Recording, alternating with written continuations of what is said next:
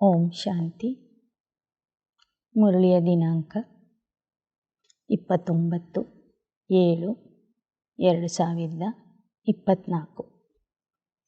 मीठे बच्चे, बाबा आया है तुम्हें ज्ञान रत्न देने, मुरली सुनाने। इसलिए तुम्हें कभी भी मुरली मिस नहीं करनी है। मुरली से प्यार नहीं तो बाप से प्यार नहीं। ತಂದೆ ಬಂದಿದ್ದರೆ ಜ್ಞಾನರತ್ನಗಳನ್ನು ಕೊಡೋದಕ್ಕಾಗಿ, ಮುರಳಿ ಹೇಳೋದಕ್ಕಾಗಿ. ಆದ್ದರಿಂದ ನೀವು ಮುರಳಿಯನ್ನು ಯಾವತ್ತೂ ತಪ್ಪಿಸಬಾರದು. ಮುರಳಿಯ ಮೇಲೆ ಪ್ರೀತಿ ಇಲ್ಲ ಅಂದರೆ ತಂದೆಯ ಮೇಲೆ ಪ್ರೀತಿ ಇಲ್ಲ ಅಂತ ಅರ್ಥ ಆಗ್ತದೆ. ಪ್ರಶ್ನೆ: सबसे अच्छा कैरेक्टर कौन सा है जो तुम इस नॉलेज से धारण करते हो? ಎಲ್ಲಕ್ಕಿಂತಲೂ ಶ್ರೇಷ್ಠವಾದಂತಹ ಒಳ್ಳೆಯದಾದಂತಹ ಗುಣ ಯಾವುದು? ಯಾವ ಗುಣವನ್ನು ನೀವು ಈ ಜ್ಞಾನದಿಂದ ಧಾರಣೆ ಮಾಡ್ತೀರಿ? वाइसलेस बनना सबसे अच्छा कैरेक्टर है। तुम्हें नॉलेज मिलती है यह सारी दुनिया विषयस है। विषयस माना ही कैरेक्टरलेस। बाप आया है वाइसलेस वर्ल्ड स्थापन करने। वाइसलेस देवताएं कैरेक्टर वाले हैं। कैरेक्टर सुधरते हैं बाप की याद से। ನಿರ್ವಿಕಾರಿ ಆಗುವುದೇ ಎಲ್ಲಕ್ಕಿಂತಲೂ ಶ್ರೇಷ್ಠವಾದಂತಹ ಗುಣ ಆಗಿದೆ, ನಡವಳಿಕೆ ಆಗಿದೆ. ನಿಮಗೆ ಜ್ಞಾನ ಸಿಕ್ಕಿದೆ ಈ ಪ್ರಪಂಚ ವಿನಾಶ ಆಗಲಿದೆ ಅಂತ. ಇದು ವಿಕಾರಿ ಪ್ರಪಂಚ. ತಂದೆ ಬಂದಿದ್ದರೆ ನಿಮ್ಮನ್ನು ನಿಮ್ಮ ಮೂಲಕ ನಿರ್ವಿಕಾರಿ ಜಗತ್ತನ್ನು ಸ್ಥಾಪನೆ ಮಾಡಲಿಕ್ಕಾಗಿ. ಆ ನಿರ್ವಿಕಾರಿ ಜಗತ್ತಿನ ದೇವತೆಗಳು ಸಂಪೂರ್ಣ ನಿರ್ವಿಕಾರಿ ಆಗಿರ್ತಾರೆ. ಅವರಲ್ಲಿ ಪವಿತ್ರತೆಯ ಕ್ಯಾರೆಕ್ಟರ್ಸ್ ಇರ್ತವೆ. ನಿಮ್ಮ ನಡವಳಿಕೆ, ನಿಮ್ಮ ಗುಣಗಳು ಸುಧಾರಣೆ ಆಗುವುದು ತಂದೆಯ ನೆನಪಿನಿಂದ. ಓಂ ಶಾಂತಿ. बच्चे, तुम्हें पढ़ाई कभी मिस नहीं करनी है। अगर पढ़ाई मिस की तो पद से भी मिस हो जाएंगे। ಬಾಬಾ ಹೇಳ್ತಾರೆ, ಮಕ್ಕಳೇ, ಓದೋದನ್ನು ಯಾವತ್ತೂ ಬಿಡಬಾರದು. ಒಂದು ವೇಳೆ ಓದೋದನ್ನು ಬಿಟ್ಟರೆ, ಮಿಸ್ ಮಾಡಿಕೊಂಡ್ರೆ ನಿಮ್ಮ ಪದವಿಯೂ ಸಹ ಮಿಸ್ ಆಗ್ತದೆ. ಪದವಿ ನಿಮಗೆ ಸಿಗೋದಿಲ್ಲ. रूहानी बच्चे कहाँ बैठे हैं? गॉडली स्पिरिचुअल यूनिवर्सिटी में। बच्चों को यह भी पता है 5000 वर्ष बाद हम इस यूनिवर्सिटी में दाखिल होते हैं। ಮಕ್ಕಳೆಲ್ಲರೂ ಎಲ್ಲಿ ಕುಳಿತಿದ್ದೀರಿ? ಸ್ಪಿರಿಚುವಲ್ ಯೂನಿವರ್ಸಿಟಿಯಲ್ಲಿ, ಪರಮಾತ್ಮನ ಆಧ್ಯಾತ್ಮಿಕ ವಿಶ್ವವಿದ್ಯಾಲಯದಲ್ಲಿ ಕುಳಿತಿದ್ದೀರಿ.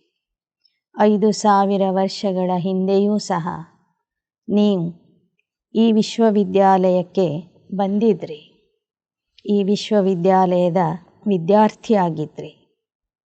अब जानते हो कि बाप बाप भी है, टीचर भी है, गुरु भी है। वैसे गुरु की मूर्ति अलग, बाप की अलग, टीचर की अलग होती है। यह मूर्ति एक ही है। ಈ ವಿಶ್ವವಿದ್ಯಾಲಯದಲ್ಲಿ ನಿಮಗೆ ಟೀಚರ್ ಆಗಿರುವಂತಹ ಪರಮಾತ್ಮ ತಂದೆಯೂ ಆಗಿದ್ದಾರೆ, ಗುರುನೂ ಆಗಿದ್ದಾರೆ. ಲೌಕಿಕದಲ್ಲಿ ಗುರುಗಳ ಮೂರ್ತಿನೇ ಬೇರೆ ಇರ್ತದೆ, ತಂದೆಯ ಮೂರ್ತಿ ಬೇರೆ ಇರ್ತದೆ, ಶಿಕ್ಷಕನ ಮೂರ್ತಿ ಬೇರೆ ಇರ್ತದೆ. ಇಲ್ಲಿ ಮೂರೂ ಮೂರ್ತಿಗಳು ಒಬ್ಬನಲ್ಲಿ ಇವೆ. ಅವನೇ ತ್ರಿಮೂರ್ತಿ ಶಿವ ಆಗಿದ್ದಾನೆ. परंतु तीनों ही अर्थात बाप बनते, टीचर बनते, गुरु भी बनते, मनुष्य की लाइफ में यह 3 मुख्य है। बाप, टीचर, गुरु वही है। तीनों पार्ट खुद बजाते हैं। ಲೌಕಿಕ ಜೀವನದಲ್ಲೂ ಸಹ ಒಬ್ಬರ ಜೀವನದಲ್ಲಿ ತಂದೆ, ಗುರು, ಶಿಕ್ಷಕನ ಪಾತ್ರ ಮುಖ್ಯ ಆಗಿರ್ತದೆ, ಮಹತ್ವದ್ದಾಗಿರ್ತದೆ. ಹಾಗೆ ಇಲ್ಲಿ ನಮಗೆ ತಂದೆ, ಗುರು, ಶಿಕ್ಷಕ ಒಬ್ಬನೇ ಆಗಿದ್ದಾನೆ. 3 ಪಾತ್ರಗಳನ್ನು ಒಬ್ಬನೇ ಮಾಡ್ತಾನೆ. एक एक बात समझने से तुम बच्चों को बहुत खुशी होनी चाहिए. ऐसी त्रिमूर्ति यूनिवर्सिटी में बहुतों को ले आकर दाखिल करना चाहिए. 3 ಪಾತ್ರಗಳನ್ನು ಒಬ್ಬನೇ ಮಾಡ್ತಾನೆ ಎಂದು ತಿಳಿದಾಗ ನಿಮಗೆ ಖುಷಿ ಆಗಬೇಕು. ಇಂತಹ ತ್ರಿಮೂರ್ತಿ ವಿಶ್ವವಿದ್ಯಾಲಯಕ್ಕೆ ಅನೇಕರನ್ನು ಕರ್ಕೊಂಡು ಬಂದು ನೀವು ಸೇರಿಸಬೇಕು.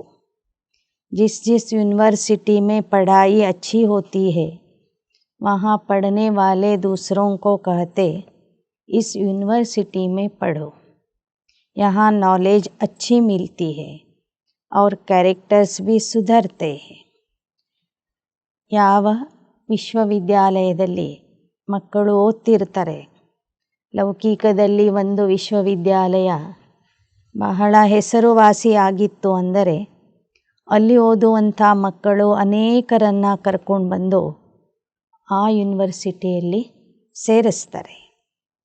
ಹಾಗೆ ಇಲ್ಲಿಯೂ ಸಹ ನೀವು ಅನೇಕರಿಗೆ ಹೇಳಬೇಕು, ಈ ವಿಶ್ವವಿದ್ಯಾಲಯದಲ್ಲಿ ಒಳ್ಳೆಯ ಜ್ಞಾನ ದೊರೀತದೆ. ಈ ಜ್ಞಾನದಿಂದ ಮನುಷ್ಯನ ಜೀವನ, ಮನುಷ್ಯನ ನಡವಳಿಕೆ ಸುಧಾರಣೆ ಆಗ್ತದೆ. तुम बच्चों को भी दूसरों को ले आना है. माताएं माताओं को, पुरुष पुरुषों को समझाए. देखो यह बाप भी है, टीचर भी है, गुरु भी है. ऐसे समझाते हैं वा नहीं, वह तो हर एक अपनी दिल से पूछे. ಹಾಗೆ ನೀವು ಮಕ್ಕಳು ಸಹ ಅನೇಕರನ್ನು ಇಲ್ಲಿಗೆ ಕರ್ಕೊಂಡು ಬರಬೇಕು.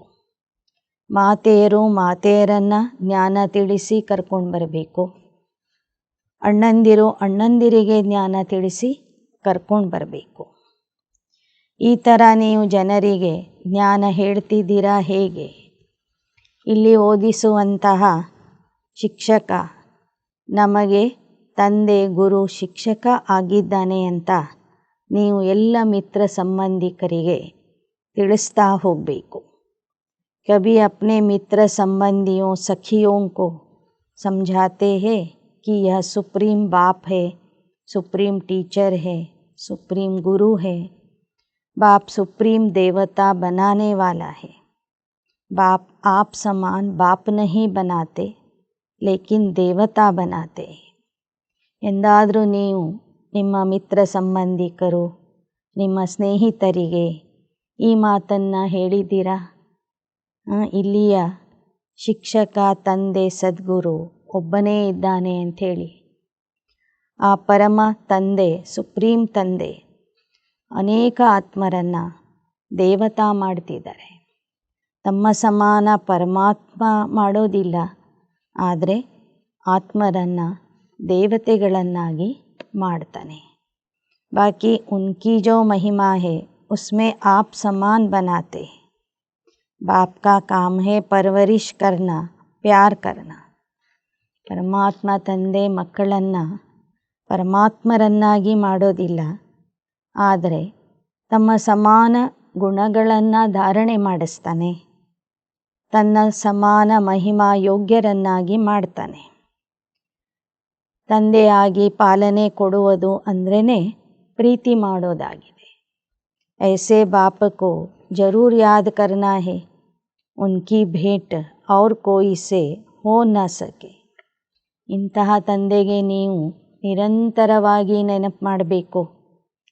ಪರಮಾತ್ಮ ತಂದೆಯನ್ನು ಇತರ ಯಾರ ಜೊತೆಗೂ ಹೋಲಿಸಲಿಕ್ಕೆ ಆಗೋದಿಲ್ಲ. ಬಲ್ ಕಹತೆ ಹೇ ಗುರು ಸೆ ಶಾಂತಿ ಮಿಲ್ತಿ, परंतु यह तो विश्व का मालिक बनाते हैं. ऐसे नहीं कहेंगे कि हम सब आत्माओं का बाप है. कोई नहीं कहेंगे. ಭಲೆ ದೇಹಧಾರಿ ಗುರುಗಳಿಂದ ಶಾಂತಿ ಸಿಗ್ತದೆ, ಅಲ್ಪಕಾಲದ ಸಲಹೆ ಸಿಗ್ತದೆ. ಆದರೆ ಈ ಪರಮಗುರು ಸತ್ಯಗುರು ತಂದೆ ಮಕ್ಕಳನ್ನು ವಿಶ್ವದ ಮಾಲೀಕರನ್ನಾಗಿ ಮಾಡ್ತಾರೆ. ಪ್ರಪಂಚದಲ್ಲಿ ಯಾರೂ ಸಹ ನಾನು ಸರ್ವ ಆತ್ಮರಿಗೂ ತಂದೆ ಆಗಿದ್ದೀನಿ ಅಂತ ಹೇಳೋದಿಲ್ಲ. यह किसको पता भी नहीं कि सभी आत्माओं का बाप कौन हो सकता है. यह बेहद का बाप जिसे हिंदू, मुसलमान, क्रिश्चियन आदि सब गॉड फादर जरूर कहते हैं. ಪರಮಾತ್ಮ ಬೇಹದ್ದಿನ ತಂದೆ. ಹಿಂದೂ, ಮುಸಲ್ಮಾನರು, ಕ್ರಿಶ್ಚಿಯನ್ನರು ಎಲ್ಲ ಧರ್ಮದವರು ಅವನಿಗೆ ಗಾಡ್ ಫಾದರ್, ಪರಮ ತಂದೆ, ಪರಮಾತ್ಮ ತಂದೆ ಅಂತ ನೆನಪು ಮಾಡ್ತಾರೆ. ಬುದ್ಧಿ ಜರೂರ್ ನಿರಾಕಾರ ತರಫ್ ಜಾತಿ ಹೈ. ಪರಮಾತ್ಮ, ಈಶ್ವರ, ಗಾಡ್ ಅಂತ ಹೇಳುವಾಗ ಎಲ್ಲರ ಬುದ್ಧಿ ನಿರಾಕಾರನ ಕಡೆಗೆ ಹೋಗ್ತದೆ. ಆತ್ಮ कहती है गॉड फादर तो ज़रूर मिलना चाहिए. फादर सिर्फ कहे और कभी मिले ही नहीं तो वह फादर कैसे हो सकता है. ಎಲ್ಲರೂ ಆ ಪರಮಾತ್ಮನಿಗೆ ತಂದೆ ತಂದೆ ಅಂತ ಕರೀತಾರೆ. ಅವನು ತಂದೆ ಅಂದ ಮೇಲೆ ಒಂದಿಲ್ಲ ಒಂದು ಸಲ ನಮಗೆ ಸಿಗಬೇಕಲ್ವ. ಬರೀ ತಂದೆ ತಂದೆ ಅಂತ ಹೇಳೋದು ಮತ್ತು ತಂದೆ ಮಕ್ಕಳ ಸಂಬಂಧನೇ ಸಿಕ್ಕಿಲ್ಲ ಅಂದರೆ ಅವನಿಗೆ ತಂದೆ ಅಂತ ಹೇಳಿ ಏನು ಪ್ರಯೋಜನ. ಸಾರಿ ದುನಿಯಾ ಕೆ ಬಚ್ಚೋं की आशा है वह आकर पूर्ण करते. सबकी मनोकामना रहती है हम शांति धाम जाए. आत्मा को घर याद पड़ता है. ಇಡೀ ಜಗತ್ತಿನ ಎಲ್ಲ ಮಕ್ಕಳ ಆಶೆಯನ್ನು ಆ ತಂದೆ ಬಂದು ಪೂರ್ಣ ಮಾಡ್ತಾನೆ, ಪೂರೈಸ್ತಾನೆ. ಎಲ್ಲರ ಆಶೆ ಇದೆ ಶಾಂತಿಧಾಮಕ್ಕೆ ಹೋಗಬೇಕು ಅಂತ. ಆತ್ಮ ರಾವಣ राज्य में थक गई है. अंग्रेजी में कहते ओ गॉड फादर लिबरेट करो. तमो प्रधान बनते बनते पार्ट बजाते बजाते ಶಾಂತಿಧಾಮ್ ಚಲೆ ಜಾಯೆಂಗೆ. ರಾವಣ ರಾಜ್ಯದಲ್ಲಿ ಎಲ್ಲ ಆತ್ಮರು ಸುಸ್ತಾಗಿದ್ದಾರೆ. ಅದಕ್ಕಾಗಿ ಕೇಳ್ತಾರೆ, ಹೇ ಭಗವಂತ ಬಂದು ನಮಗೆ ಮುಕ್ತಿ ಕೊಡು. ನಾವು ತಮೋ ಪ್ರಧಾನ ಆಗ್ತಾ ಆಗ್ತಾ ಸುಸ್ತಾಗಿದ್ದೀವಿ. ಅದಕ್ಕಾಗಿ ಬಾಬಾ ಬಂದು ಮಕ್ಕಳನ್ನು ಶಾಂತಿಧಾಮಕ್ಕೆ ಕರ್ಕೊಂಡು ಹೋಗ್ತಾರೆ. फिर पहले तुम सुखधाम में आते हो. ऐसे नहीं पहले पहले आकर विशेष बनते हैं. नहीं, ಮಕ್ಕಳು ಮಾತ್ರ ನೀವು ಮೊದಲು ಮೊದಲು ಸುಖಧಾಮದಲ್ಲಿ ಬರ್ತೀರಿ. ಶಾಂತಿಧಾಮಕ್ಕೆ ಹೋಗಿ ಸೃಷ್ಟಿಯ ಪ್ರಾರಂಭದಲ್ಲಿ ನೀವು ಮಕ್ಕಳು ಸುಖಧಾಮಕ್ಕೆ ಬರ್ತೀರಿ. ಬಂದು ಕೂಡಲೇ ನೀವು ವಿಕಾರಿ ಆಗೋದಿಲ್ಲ. धीरे धीरे बनते हैं. जब यह वेश्यालय रावण राज्य बन जाता है.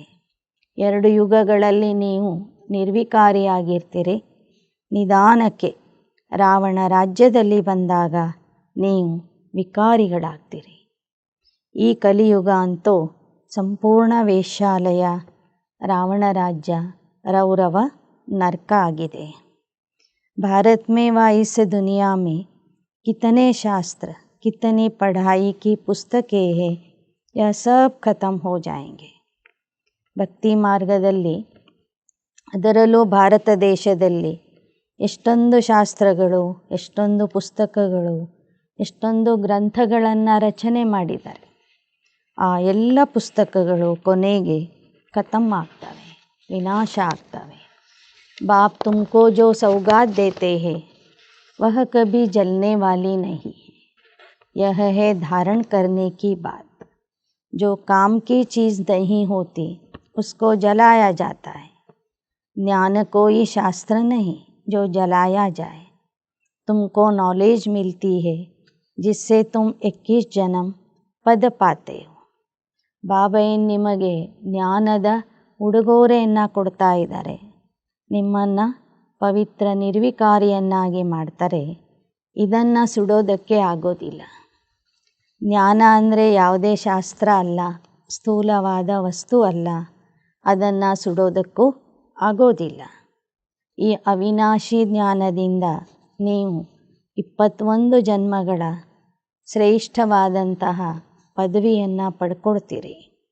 ऐसे नहीं कि इनके शास्त्र है जो जला देंगे, नहीं, यह ज्ञान आपे ही ಪ್ರಾಯಲೋಪ್ ಹೋ ಜಾತಾ ಹೈ. ಶಾಸ್ತ್ರ ಪುರಾಣಗಳ ಪುಸ್ತಕಗಳೆಲ್ಲ ವಿನಾಶದ ಸಮಯದಲ್ಲಿ ಸುಟ್ಟೋಗ್ತವೆ, ನಾಶ ಆಗ್ತವೆ. ಆದರೆ ಈ ಜ್ಞಾನದ ಪುಸ್ತಕಗಳಾಗಲಿ ಶಾಸ್ತ್ರಗಳಾಗಲಿ ಇಲ್ಲ. ಈ ಜ್ಞಾನ ಸಹಜ ಸ್ವಾಭಾವಿಕವಾಗಿ ಲೋಪ ಆಗಿಬಿಡ್ತದೆ, ಪ್ರಾಯಲೋಪ ಆಗ್ತದೆ. कोई पढ़ने की किताब आदि नहीं है, ज्ञान विज्ञान भवन नाम भी है, परंतु उनको पता नहीं कि यह नाम क्यों पड़ा, इसका अर्थ क्या है. ಜ್ಞಾನ ವಿಜ್ಞಾನ ಭವನ ಅಂತ ದೆಹಲಿಯಲ್ಲಿ ಒಂದು ದೊಡ್ಡ ಭವನ ಕಟ್ಟಿದ್ದಾರೆ.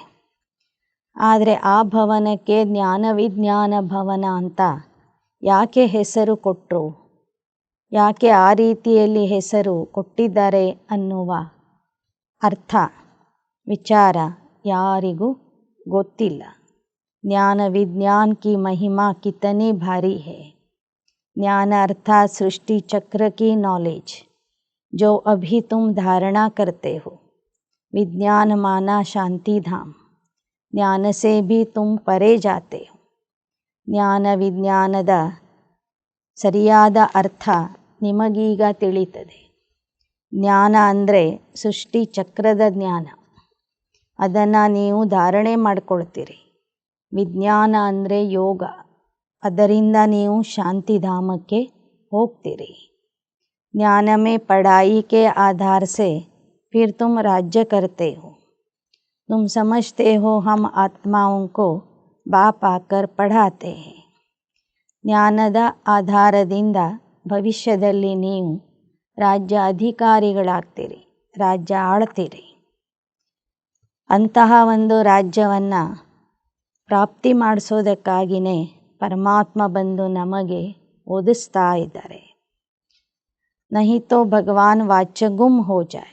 भगवान कोई शास्त्र थोड़े ही पढ़कर आते हैं. भगवान में तो ज्ञान विज्ञान दोनों है. ಪರಮಾತ್ಮ ಓದಿಸುವ ಜ್ಞಾನ ಕೊನೆಗೆ ಪ್ರಾಯಲೋಪ ಆಗಿಬಿಡ್ತದೆ. ಅವನು ಜ್ಞಾನ ಹೇಳುವಾಗಲೂ ಯಾವ ಶಾಸ್ತ್ರ ಪುರಾಣದ ಆಧಾರ ಹಿಡ್ಕೊಂಡು ನಮಗೆ ಜ್ಞಾನ ಹೇಳೋದಿಲ್ಲ, ಓದಿಸೋದಿಲ್ಲ. ಅವನಲ್ಲಿನೇ ಜ್ಞಾನ ವಿಜ್ಞಾನ ಎರಡೂ ಇದೆ. जो जैसा होता है वैसा बनाते हैं, यह बहुत सूक्ष्म बातें है. ज्ञान से विज्ञान बहुत सूक्ष्म है. ज्ञान से भी परे जाना है. ज्ञान स्थूल है, हम पढ़ाते हैं, आवाज़ होता है. विज्ञान सूक्ष्म है, इसमें आवाज़ से परे शांति में जाना होता है. ಪರಮಾತ್ಮ ತಂದೆಯಲ್ಲಿ ಜ್ಞಾನ ವಿಜ್ಞಾನ ಎರಡೂ ಇದೆ. ಆ ಕಾರಣದಿಂದ ಅವನು ಮಕ್ಕಳಿಗೆ ಎರಡನ್ನೂ ಸಹ ಕೊಡ್ತಾನೆ, ಅರ್ಥ ತಿಳಿಸ್ತಾನೆ. ಜ್ಞಾನ ಅಂದರೆ ಸೃಷ್ಟಿ ನಾಟಕದ ಬಗ್ಗೆ ತಿಳ್ಕೊಡೋದು. ಯೋಗ ಅಂದರೆ ಶಾಂತಿಧಾಮದಲ್ಲಿ ಇರುವ ಅಭ್ಯಾಸ ಮಾಡೋದು. ಜ್ಞಾನದಲ್ಲಿ ಶಬ್ದ ಇದೆ, ಧ್ವನಿ ಇದೆ. ವಿಜ್ಞಾನ ಶಬ್ದದಿಂದ ಆಚೆ ನಿಶ್ಶಬ್ದಕ್ಕೆ ಹೋಗುವ विधान आಗಿದೆ. जिस शांति के लिए ही सब भटकते हैं, सन्यासियों के पास जाते हैं, परंतु जो चीज़ बाप के पास है वह दूसरे कोई से मिल नहीं सकती. ಯಾವ ಶಾಂತಿಗಾಗಿ ಎಲ್ಲರೂ ಅಲ್ದಾಡ್ತಾ ಇದ್ದಾರೆ, ಸನ್ಯಾಸಿಗಳ ಹತ್ತಿರ ಹೋಗ್ತಾರೆ, ಆದರೆ ಶಾಂತಿ ಯಾರಿಗೂ ದೊರೀತಾ ಇಲ್ಲ. ಯಾವ ವಸ್ತು ಪರಮಾತ್ಮನ ಹತ್ತಿರ ಇದೆಯೋ ಅದು ಯಾರಿಂದನೂ ಸಿಗೋದಿಲ್ಲ. हठयोग करते, खड्डे में बैठ जाते, परंतु इससे कोई शांति मिल न सके. यहाँ तो तकलीफ़ की कोई बात नहीं. पढ़ाई बहुत सहज है. 7 रोज़ का कोर्स करके फिर भल कहाँ भी बाहर चला जाए, ऐसे और कोई जिस्मानी कॉलेज में कर न सके. ಹಠಯೋಗಿಗಳು ಮಣ್ಣಿನ ಕೆಳಗೆ ಹೋಗಿ ಕೂತ್ಕೊಳ್ತಾರೆ, ಕುಂಭಕ ಯೋಗ ಮಾಡ್ತಾರೆ, ಮತ್ತೊಂದು ಯೋಗ ಮಾಡ್ತಾರೆ, ಎಷ್ಟೊಂದು ಕಷ್ಟಪಡ್ತಾರೆ, ಅವರಿಗೂ ಶಾಂತಿ ಸಿಗ್ತಾ ಇಲ್ಲ. ಆದರೆ ಇಲ್ಲಿ ಮಾತ್ರ 7 ದಿನದ ಕೋರ್ಸನ್ನು ತಿಳ್ಕೊಂಡು ಅಭ್ಯಾಸ ಮಾಡಿದರೆ ಶಾಂತಿ ಸಿಗ್ತದೆ. ಬೇರೆ ಯಾವ ಶಾಲಾ ಕಾಲೇಜುಗಳಲ್ಲಿ ಈ ಥರ ಹೇಳೋದಿಲ್ಲ. 7 ದಿನ ಪಾಠ ಕಲೀರಿ, ನಂತರ ಎಲ್ಲಾದರೂ ಹೋಗಿ ಅಭ್ಯಾಸ ಮಾಡಿರಿ ಅಂತ ಯಾವ ಶಾಲಾ ಕಾಲೇಜುಗಳಲ್ಲಿ ಹೇಳೋದಿಲ್ಲ. ತುಮಾರೆ ಲಿಯೇ ಹೈ ಹಿ 7 दिन का कोर्स,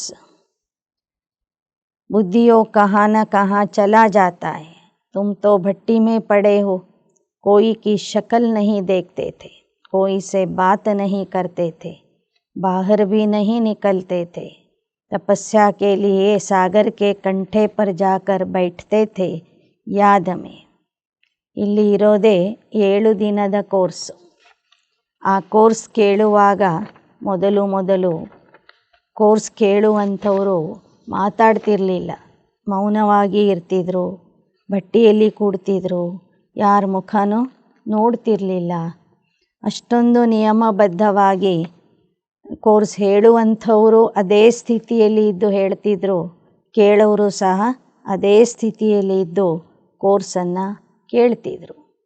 ಇನ್ನು ಯಜ್ಞದ ಪ್ರಾರಂಭದಲ್ಲಿ ಮಕ್ಕಳು 14 ವರ್ಷಗಳ ತನಕ ಹೊರಗೇ ಹೋಗಿಲ್ಲ, ಒಳಗೇ ಇದ್ದು ತಪಸ್ ಮಾಡಿದರು.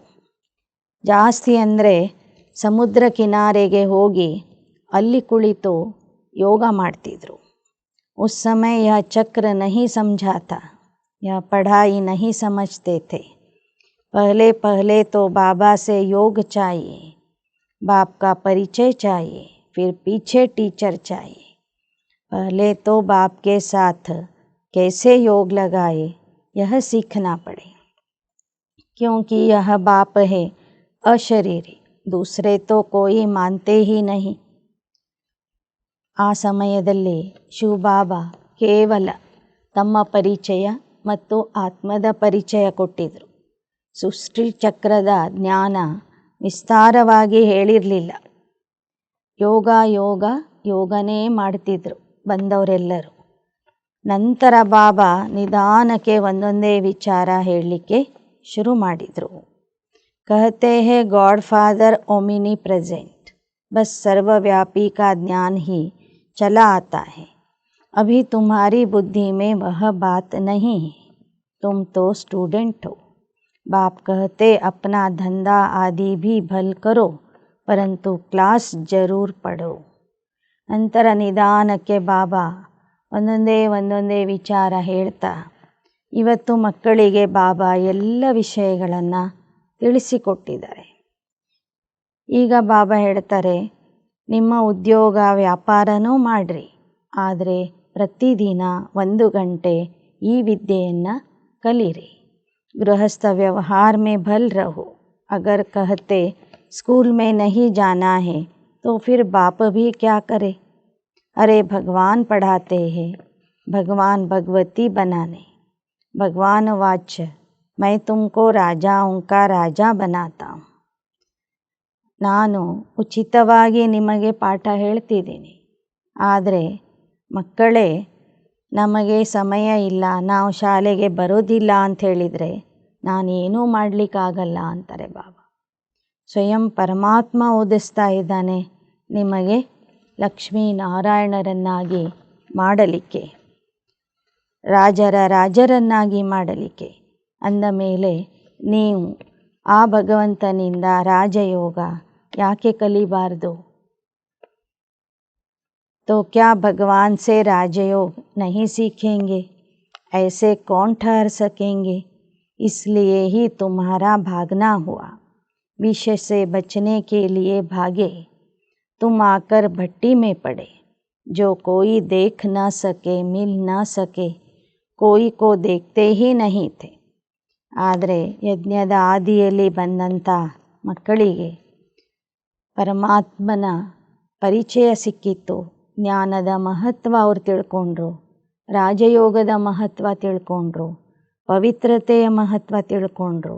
ಅದಕ್ಕಾಗಿಯೇ ಅವರು ಮನೆ ಸಂಸಾರ ಬಿಟ್ಟು ಓಡಿ ಬಂದರು.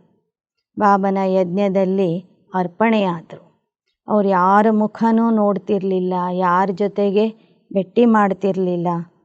ಫಿರ್ ದಿಲ್ ಕಿಸ್ಸೆ ಲಗಾಯೆ ತೋ ಏಕ್ ಬಾಪ್ ಕೋ ಲಗಾಯೆ. ಯಾರನ್ನೂ ಅವ್ರು ನೋಡ್ತಿರಲಿಲ್ಲ, ಮಾತಾಡಿಸ್ತಿರ್ಲಿಲ್ಲ.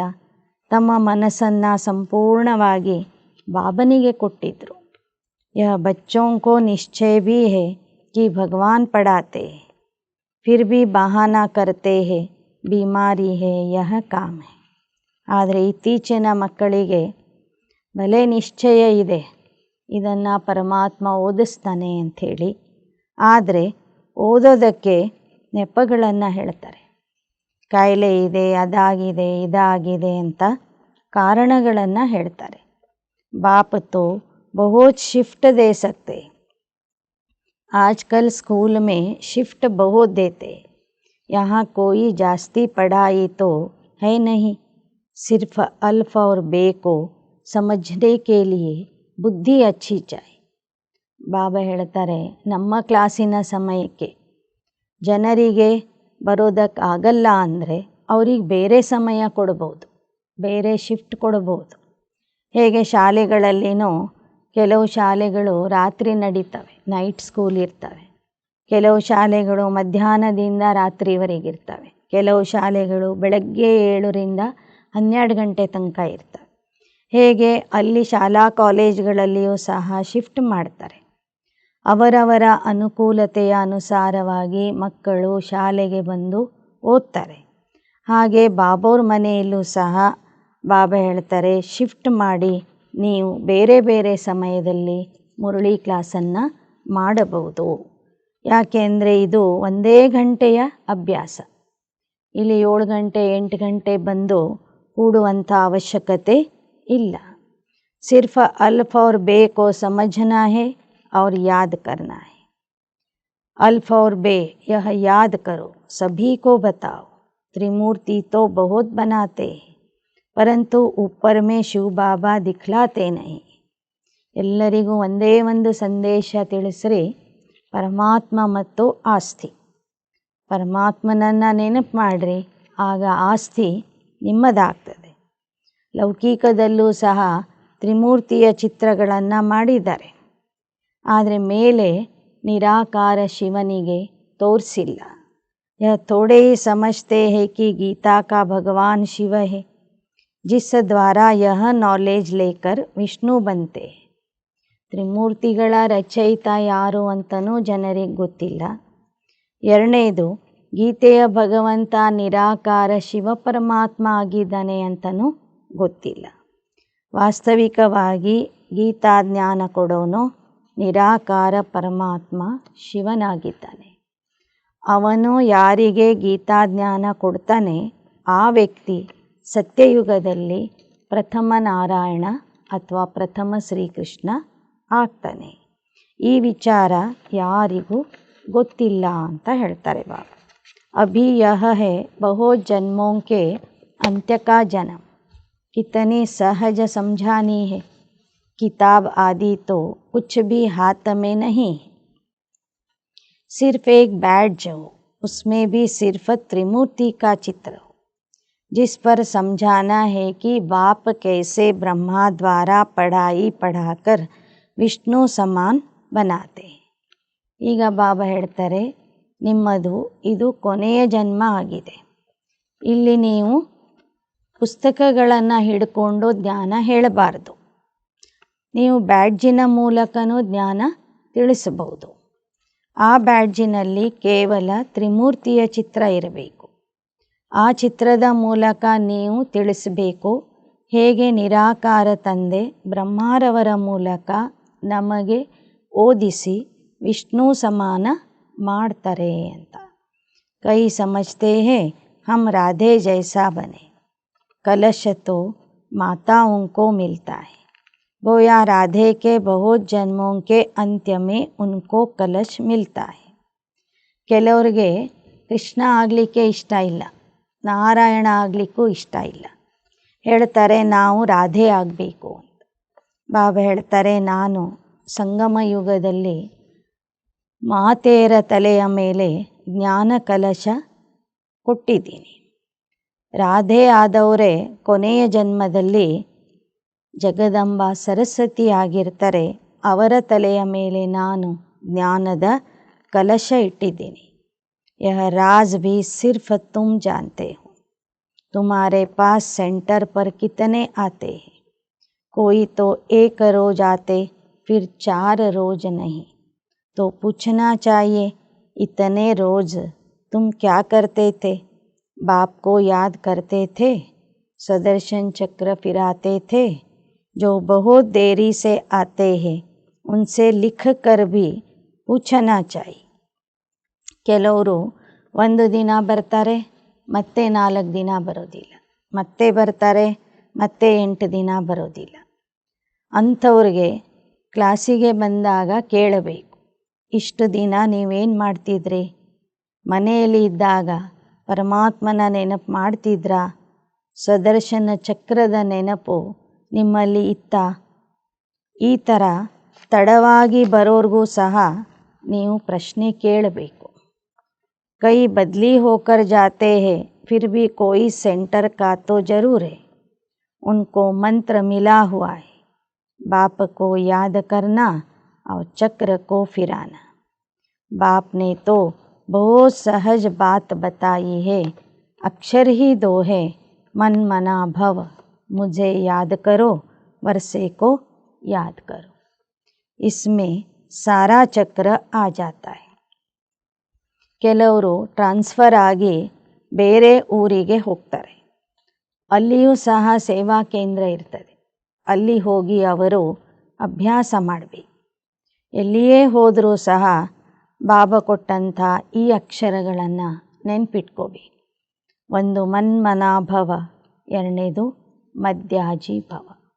ನನ್ನನ್ನು ನೆನಪು ಮಾಡಿರಿ, ಆಸ್ತಿಯನ್ನು ನೆನಪು ಮಾಡಿರಿ. ಅದರಲ್ಲಿ ಇಡೀ ಚಕ್ರದ ಜ್ಞಾನ ಬಂದ್ಬಿಡ್ತದೆ. जब कोई शरीर छोड़ते तो कहते फलाना स्वर्ग गया, परंतु स्वर्ग क्या है किसको पता नहीं. तुम अभी समझते हो वहाँ तो राजा ही है. ऊंच से लेकर नीच तक, साहूकार से लेकर गरीब तक सभी सुखी होते हैं. यहाँ है ही दुखी दुनिया, वह है ಸುಖಿ ದುನಿಯಾ. ಯಾರಾದರೂ ದೇಹ ಬಿಟ್ಟರೆ ಸ್ವರ್ಗಕ್ಕೆ ಹೋದರು ಅಂತ ಹೇಳ್ತಾರೆ. ಆದರೆ ಸ್ವರ್ಗ ಇನ್ನೂ ಸ್ಥಾಪನೆಯೇ ಆಗಿಲ್ಲ. ಸ್ವರ್ಗ ಬಂದಾಗ ಅಲ್ಲಿ ಎಲ್ಲರೂ ಸ್ವರ್ಗವಾಸಿಯಾಗಿರ್ತಾರೆ. ಬಡವರು, ಶ್ರೀಮಂತರು ಎಲ್ಲರೂ ಸುಖದಲ್ಲಿ ಇರ್ತಾರೆ. ಇಲ್ಲಿ ಎಲ್ಲರೂ ದುಃಖದಲ್ಲಿ ಇದ್ದಾರೆ. ಬಾಪ್ ಸಮझाते तो बहुत अच्छा है. भल कोई दुकानदार हो व क्या भी हो, पढ़ाई के लिए बहाना देना अच्छा नहीं लगता है. नहीं आते हैं तो उनसे पूछना है, तुम कितना समय बाप को याद करते हो? सुदर्शन चक्र फिराते हो? खाओ पियो घूमो फिरो, उसकी मना नहीं. इसके लिए भी टाइम निकालो. ಯಾರಾದರೂ ವ್ಯಾಪಾರ ಮಾಡೋರು ಇರ್ಬೋದು, ಅಂಗಡಿ ಮಾಡೋರು ಇರ್ಬೋದು, ಯಾರೇ ಇರಲಿ 1 ಗಂಟೆ ಬಂದು ಬಾಬಾ ಕಲಿಸುವ ಪಾಠವನ್ನು ಕೇಳಬೇಕು, ಕಲಿಬೇಕು. ಕ್ಲಾಸಿಗೆ ಬರದೇ ಹೋದರೆ ಅವರನ್ನು ನೀವು ಪ್ರಶ್ನೆ ಮಾಡಿರಿ, ಯಾಕೆ ಬಂದಿಲ್ಲ? ನೀವು ಬಾಬಾವ್ರನ್ನ ನೆನಪು ಮಾಡ್ತಿದ್ದೀರಾ? ಸುದರ್ಶನ ಚಕ್ರ ತಿರುಗಿಸ್ತಾ ಇದ್ದೀರಾ? ಭಲೆ ಪ್ರವಾಸ ಮಾಡಿರಿ, ಓಡಾಡ್ರಿ, ತಿರುಗಾಡ್ರಿ, ಆದರೆ 1 ಗಂಟೆ ಮುರಳಿ ಕೇಳೋದಕ್ಕಾಗಿ ಸಮಯವನ್ನು ನೀವು ಕೊಡಬೇಕು. औरों का भी कल्याण करना है. समझो कोई का कपड़े साफ करने का काम है. बहुत लोग आते हैं, भल मुसलमान है, पारसी है, हिंदू है. बोलो तुम स्थूल कपड़े धुलाते हो, परंतु यह जो तुम्हारा शरीर है यह पुराना मैला वस्त्र है, तमो प्रधान है. उनको सतो प्रधान स्वच्छ बनाना है. ಕೆಲವರು ಧೋಬಿ ಕೆಲಸ ಮಾಡೋರು ಇರ್ತಾರೆ, ಬಾಬೋರ ಮಕ್ಕಳು. ಅವ್ರ ಹತ್ರ ಎಲ್ಲ ಧರ್ಮದವರು ಬರ್ತಾರೆ. ಅವರು ಬರುವಂಥ ಜನರಿಗೆ ಹೇಳಬೇಕು. ನೋಡಿ, ನಿಮ್ಮ ಶರೀರ ಹಳೇದಾಗಿದೆ, ಆತ್ಮನೂ ಹಳೇದಾಗಿದೆ, ಇದು ಹಳೆಯ ವಸ್ತ್ರ. ಈಗ ಆತ್ಮ ಸತೋಪ್ರಧಾನ ಸ್ವಚ್ಛ ಆಗಬೇಕು. ಆಗ ನಿಮಗೆ ಸಿಗುವ ವಸ್ತ್ರನೂ ಸತೋಪ್ರಧಾನ ಪವಿತ್ರ ದೇಹ ಸಿಗುವುದು ಅಂತ. तमो प्रधान से सतो प्रधान बनाने के लिए लक्ष्य है ना. अब करो ना करो, समझो ना समझो, तुम्हारी मर्जी. तुम तो आत्मा हो, आत्मा जरूर पवित्र होनी चाहिए. ಬಂದವ್ರಿಗೆಲ್ಲ ಜ್ಞಾನ ತಿಳಿಸ್ರಿ, ನಂತರ ಹೇಳಿ. ನೋಡಿ, ಜ್ಞಾನ ಈ ಥರ ಇದೆ, ಕೇಳೋದಿದ್ರೆ ಕೇಳ್ರಿ, ತಿಳ್ಕೊಳ್ಳೋದಾದರೆ ತಿಳ್ಕೊಳ್ರಿ, ನಿಮ್ಮ ಮರ್ಜಿ ಅಂತ ಹೇಳಬೇಕು. ಆತ್ಮ ಪವಿತ್ರ ಆಗುವಂತಹ ಸಮಯ ಈಗ ಬಂದಿದೆ. सबकी आत्मा इम्प्योर हो गई है. आत्मा और शरीर दोनों मैले हैं. उनको साफ करने के लिए तुम बाप को याद करो तो गारंटी है तुम्हारी सोल एकदम 100% पवित्र सोना बन जाएगी. फिर जेवर भी अच्छा मिले. ಬಂದಂಥ ಜನರಿಗೆ ನೀವು ತಿಳಿಸ್ರಿ, ಈ ಸಮಯದಲ್ಲಿ ಆತ್ಮ ದೇಹ ಎರಡೂ ಮಲಿನ ಆಗಿದೆ. ಎರಡನ್ನೂ ಸ್ವಚ್ಛ ಮಾಡ್ಕೋಬೇಕಾದ್ರೆ ಪರಮಾತ್ಮ ತಂದೆಯನ್ನು ನೆನಪು ಮಾಡಿರಿ. ಆಗ ಆತ್ಮ 100% ಪವಿತ್ರ ಬಂಗಾರ ಆಗುವುದು. ಆತ್ಮ ಪವಿತ್ರ ಬಂಗಾರ ಆದಾಗ ದೇಹವೆಂಬ ಒಡವೆಯೂ ಸಹ ಅಷ್ಟೇ ಪವಿತ್ರವಾದಂತಹ ಒಡವೆ ಸಿಗುವುದು. मानो न मानो तुम्हारी मर्जी. यह भी कितनी सर्विस हुई. डॉक्टर्स के पास जाओ, कॉलेजों में जाओ, बड़ों बड़ों को जाकर समझाओ कि कैरेक्टर्स बहुत अच्छा होना चाहिए. ಹೀಗೆ ಬಾಬಾ ಹೇಳ್ತಾರೆ, ಎಲ್ಲ ವರ್ಗದವರ ಹತ್ತಿರ ಹೋಗಿ ಸೇವೆ ಮಾಡಿರಿ. ಡಾಕ್ಟರ್ಸ್ಗಳ ಹತ್ರ ಹೋಗ್ರಿ, ಕಾಲೇಜ್ಗಳಿಗೆ ಹೋಗ್ರಿ, ದೊಡ್ಡ ದೊಡ್ಡವ್ರ ಹತ್ರ ಹೋಗ್ರಿ, ಎಲ್ಲರಿಗೂ ಈ ಜ್ಞಾನ ತಿಳಿಸ್ರಿ. ಯಾರಿಗೂ ಒತ್ತಾಯ ಮಾಡಬೇಡಿ. ಆನಾ ಹೇ ತೋ आओ, ಮಾನೋ ನ ಮಾನೋ, तुम्हारी मर्जी. यहाँ तो सब कैरेक्टरलेस है. अभी दुनिया ही विशेष है, अर्थात कैरेक्टरलेस. कैरेक्टर्स बहुत खराब हो गए हैं. वाइसलेस बनने के बिना सुधरेंगे नहीं. यहाँ मनुष्य है ही कामी. अभी विशेष दुनिया से वाइसलेस वर्ल्ड एक बाप ही ಸ್ಥಾಪನ್ करते. ಈ ಪ್ರಪಂಚನೇ ವಿಕಾರಿಯಾಗಿದೆ. ಎಲ್ಲರೂ ಕಾಮಿಗಳು, ಕ್ರೋಧಿಗಳು ಆಗಿದ್ದಾರೆ. ವಿಕಾರಿ ಜಗತ್ತನ್ನು ನಿರ್ವಿಕಾರಿ ಜಗತ್ತಿನಲ್ಲಿ ಪರಿವರ್ತನೆ ಮಾಡುವುದು ಮತ್ತು ನಿರ್ವಿಕಾರಿ ಜಗತ್ತಿನ ಸ್ಥಾಪನೆ ಮಾಡುವುದು ಪರಮಾತ್ಮನ ಕೆಲಸ ಆಗಿದೆ. ಬಾಕಿ ಪುರಾನಿ ದುನಿಯಾ ವಿನಾಶ ಹೋ ಜಾಯೇಗಿ. ಇಸ್ ಗೋಲೆ ಮೇ ಸಮझानी बहुत अच्छी है. ಈ ಹಳೆ ಜಗತ್ತು ಇನ್ನು ವಿನಾಶ ಆಗಲಿದೆ. ಈ ಥರ ಈ ಚಕ್ರದ ಬಗ್ಗೆನೂ ತಿಳಿಸ್ರಿ. ದೇವತಾಂಕ ರಾಜ್ಯ ಥಾ, ವೈಸ್ಲೆಸ್ ವರ್ಲ್ಡ್ ಥಾ, ಅಭಿ ವೋ ಕಹಾ ಗಯೆ.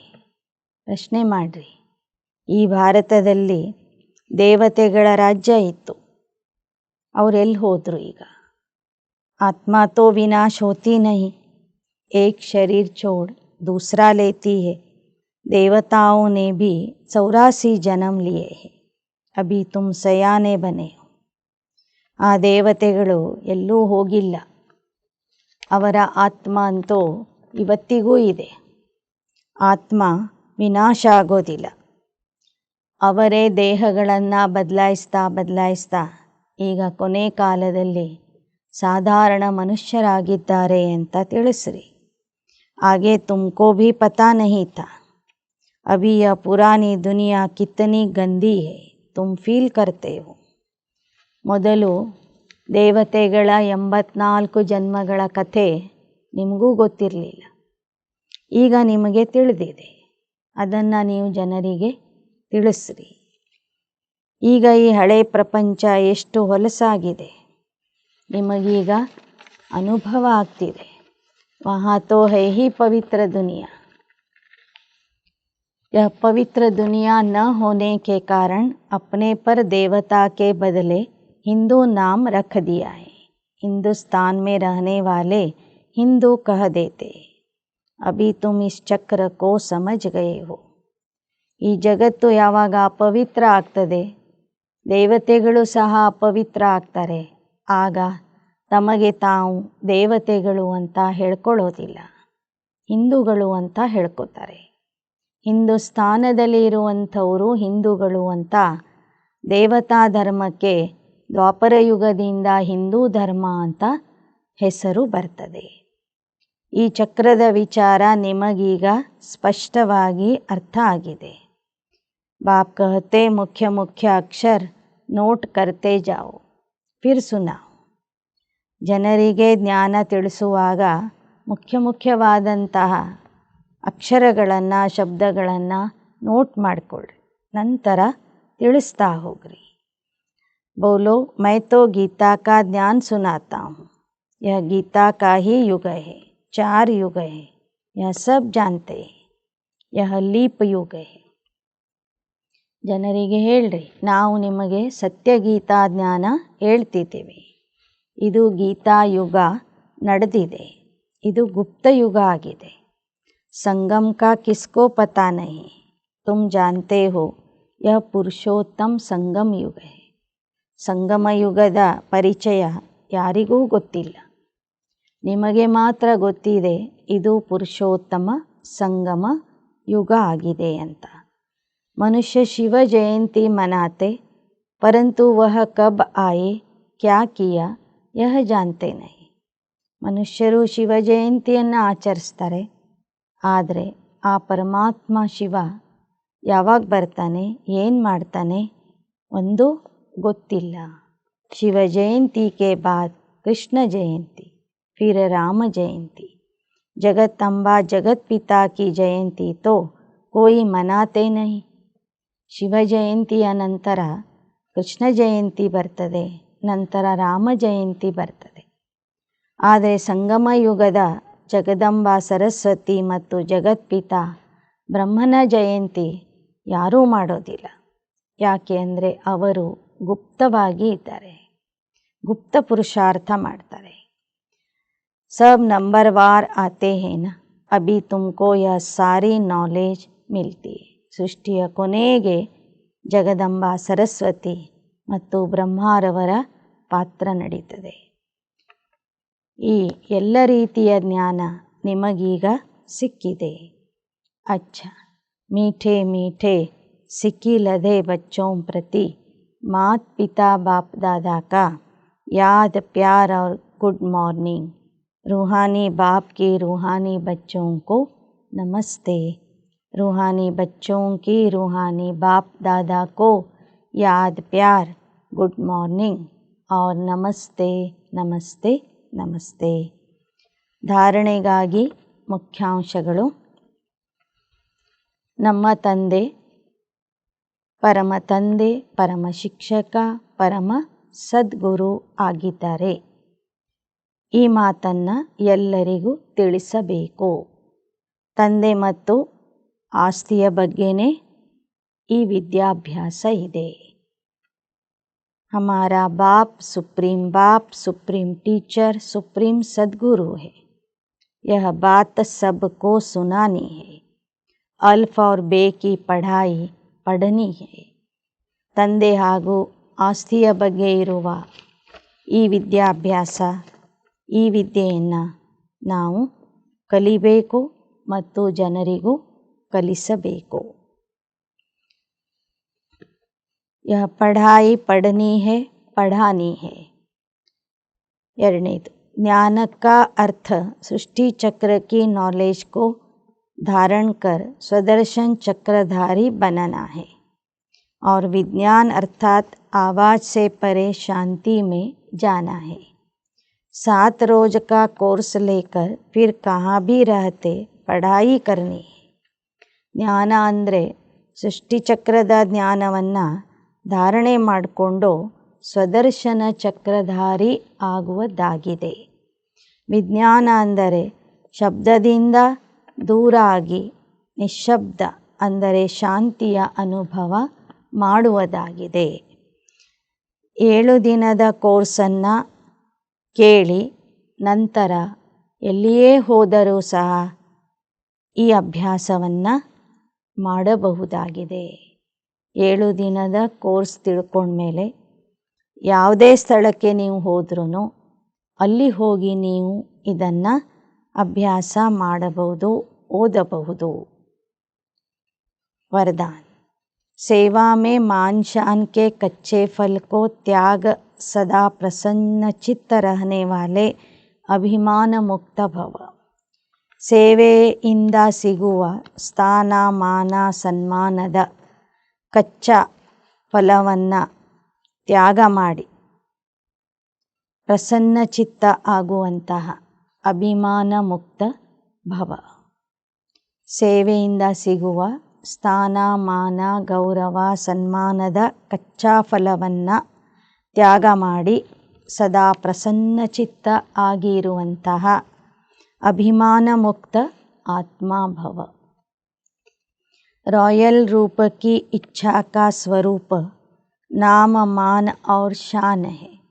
जो नाम के पीछे सेवा करते उनका नाम अल्पकाल के लिए हो जाता, लेकिन ऊंच पद में नाम पीछे हो जाता है क्योंकि कच्चा फल खा लिया. ರಾಯಲ್ ರೂಪದ ಇಚ್ಛೆ ಅಂದರೆ ನಾಮ, ಕೀರ್ತಿ, ಹೆಸರು, ಸನ್ಮಾನದ ಇಚ್ಛೆ ಇಟ್ಕೊಳ್ಳೋದು. ಯಾರು ಹೆಸರು ಕೀರ್ತಿಗಾಗಿ ಸೇವೆ ಮಾಡ್ತಾರೆ ಅವರಿಗೆ ಅಲ್ಪಕಾಲದ ಮಾನ ಸನ್ಮಾನ ಪ್ರಾಪ್ತಿಯಾಗ್ತದೆ. ಆದರೆ ಭವಿಷ್ಯದ ಉನ್ನತ ಪದವಿಯಲ್ಲಿ ಅವರ ಹೆಸರು ಹಿಂದೆ ಬರ್ತದೆ. ಏಕೆಂದರೆ ಅವರು ಸಂಗಮ ಯುಗದಲ್ಲಿನೇ ಸಿಗುವ ಕಚ್ಚಾ ಫಲ ತಿಂದು ಬಿಡ್ತಾರೆ. ಕೈ ಬಚ್ಚೆ ಸೋಚತೆ ಹೈ कि सेवा की रिजल्ट में मेरे को मान मिलना चाहिए, लेकिन यह मान नहीं अभिमान है. ಮಕ್ಕಳಲ್ಲಿ ಕೆಲವರು ವಿಚಾರ ಮಾಡ್ತಾರೆ, ನಾನು ಸೇವೆ ಮಾಡಿದ್ದೀನಿ ಅಂದರೆ ನನಗೆ ಮಾನ ಸಿಗಬೇಕು, ಸನ್ಮಾನ ಸಿಗಬೇಕು. ಆದರೆ ಅದು ಸನ್ಮಾನ ಅಲ್ಲ, ಅದು ಅಭಿಮಾನ ಆಗಿರ್ತದೆ. ಜहाँ अभिमान है वहाँ प्रसन्नता नहीं रह सकती. इसलिए अभिमान मुक्त बन सदा प्रसन्नता का अनुभव करो. ಎಲ್ಲಿ ಅಭಿಮಾನ ಇರ್ತದೆ ಅಲ್ಲಿ ಪ್ರಸನ್ನತೆ ಇರೋದಿಲ್ಲ. ಆದ್ದರಿಂದ ಅಭಿಮಾನ ಮುಕ್ತ ಆಗಿ ಸದಾ ಪ್ರಸನ್ನತೆಯ ಅನುಭವ ಮಾಡಿರಿ. श्लोगन: परमात्मा प्यार के सुखदाई झूले में झूलो तो दुख की लहर आ नहीं सकती. ಪರಮಾತ್ಮ ಪ್ರೀತಿಯ ಸುಖದಾಯಿ ಉಯ್ಯಾಲೆಯಲ್ಲಿ ಸದಾ ಆಡ್ತಾ ಇರಿ, ತೂಗಾಡ್ತಾ ಇರಿ, ಆಗ ದುಃಖದ ಅಲೆಗಳು ನಿಮ್ಮ ಹತ್ತಿರ ಬರೋದಿಲ್ಲ. ಅಚ್ಚ. ಓಂ ಶಾಂತಿ.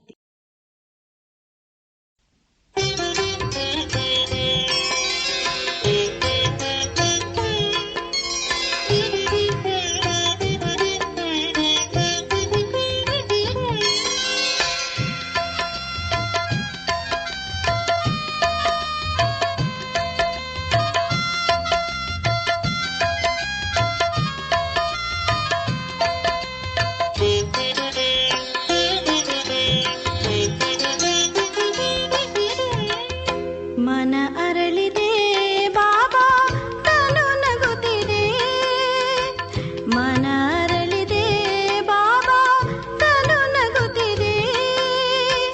ನಿಮ್ಮ ಸ್ಮರಣೆ ಬಾಬಾ ನಮಗೆ ಹರ್ಷ ತಂದಿದೆ, ನಿಮ್ಮ ಸ್ಮರಣೆ ಬಾಬಾ ನಮಗೆ ಹರ್ಷ ತಂದಿದೆ.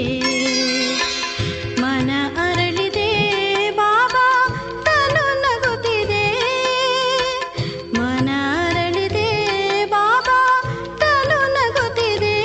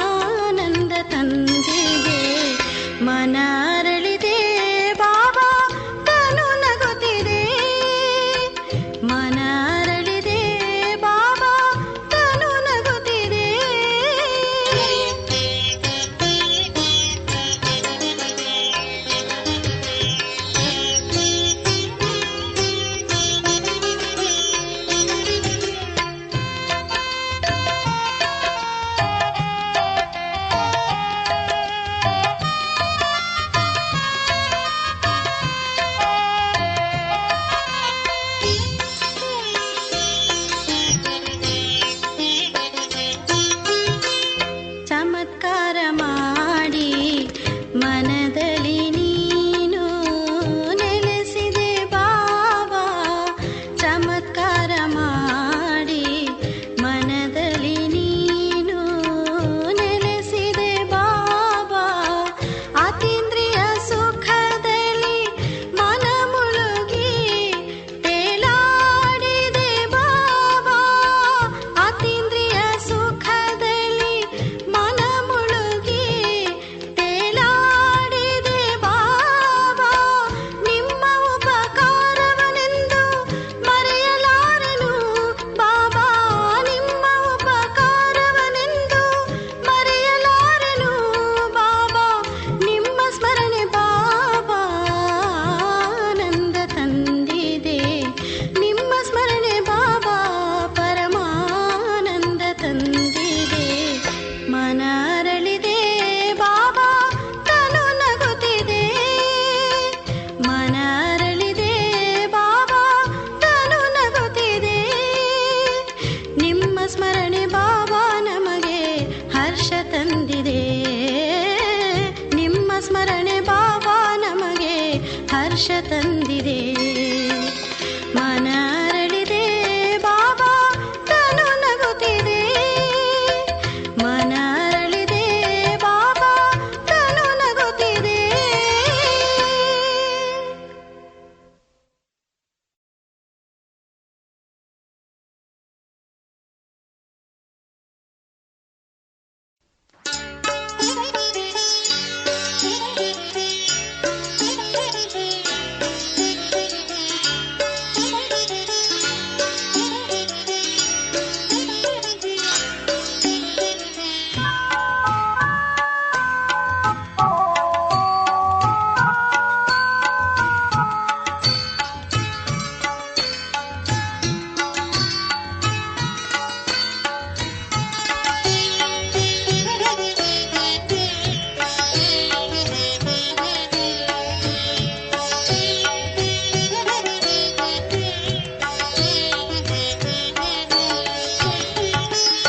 ನಿನ್ನೆಡೆಗೆ ಬರುವಾಗ ಶರೀರದ ಹೊರೆ ಏಕೆ? ನಿನ್ನೆಡೆಗೆ ಬರುವಾಗ ಶರೀರದ ಹೊರೆ ಏಕೆ? ದೇಹದಾರಿ ಬಂಧನದ ಬಿಂಕವೇಕೆ? ದೇಹದಾರಿ ಬಂಧನದ ಬಿಂಕವೇಕೆ? ದೇಹದಾರಿ ಬಂಧನದ ಬಿಂಕವೇಕೆ? ಬಿಂಕವೇಕೆ? ನಿನ್ನೆಡೆಗೆ ಬರುವಾಗ ಶರೀರದ ಹೊರೆ ಏಕೆ? ನಿನ್ನೆಡೆಗೆ ಬರುವಾಗ ಶರೀರದ ಹೊರೆ ಏಕೆ? ಓಂ ಶಾಂತಿ, ಓಂ ಶಾಂತಿ.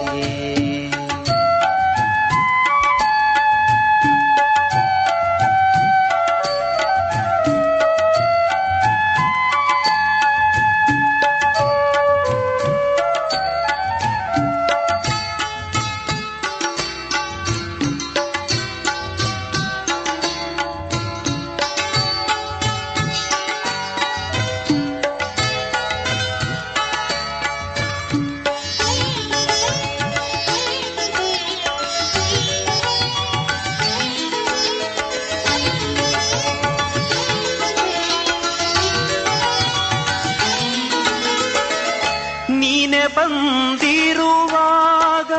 ಜೀವನದ ಚಿಂತೆ ಏಕೆ? ನೀನೆ ಬಂದಿರುವಾಗ ಜೀವನದ ಚಿಂತೆ ಏಕೆ? ನೀನೆ ಬಂದಿರುವಾಗ ಜೀವನದ ಚಿಂತೆ ಏಕೆ? ಜನ್ಮ ಜನ್ಮದ ಬಯಕೆ ಪ್ರಾಪ್ತಿಯಾಗಿಹುದು. ಜನ್ಮ ಜನ್ಮದ ಬಯಕೆ ಪ್ರಾಪ್ತಿಯಾಗಿಹುದು. ನಿನ್ನೆಡೆಗೆ ಬರುವಾಗ ಶರೀರದ ಹೊರೆ ಏಕೆ? ನಿನ್ನೆಡೆಗೆ ಬರುವಾಗ ಶರೀರದ ಹೊರೆ ಏಕೆ? ದೇಹದಾರಿ ಬಂಧನದ ಬಿಂಕವೇಕೆ, ದೇಹದಾರಿ ಬಂಧನದ ಬಿಂಕವೇಕೆ, ದೇಹದಾರಿ ಬಂಧನದ ಬಿಂಕವೇಕೆ, ಬಿಂಕವೇಕೆ.